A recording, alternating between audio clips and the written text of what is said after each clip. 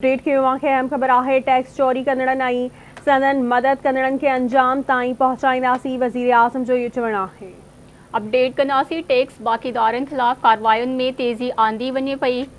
वज़ीर आज़म शहबाज शरीफ़ की सदारत हेठ मईशियत की सूरत हाल बाबत इजलास थियो। व्याजी शर 22% मां घटिजी 15% ताईं पहुची वई आहे।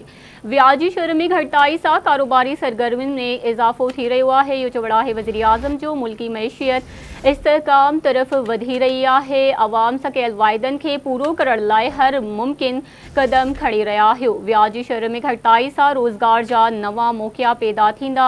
वज़ीर आज़म शहबाज शरीफ़ जो अहिड़ो चवणु आहे।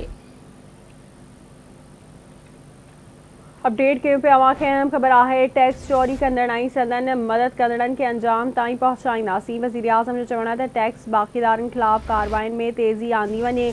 वज़ीर आज़म जी हिदायत। वज़ीर आज़म शहबाज शरीफ़ जी सदारत हेठ मईशत जी सूरत हाल बाबति इजलास। व्याज जी शरह 22% मां घटिजी 15% ताईं पहुची वई आहे। वज़ीर आज़म जो इहो चवणु आहे।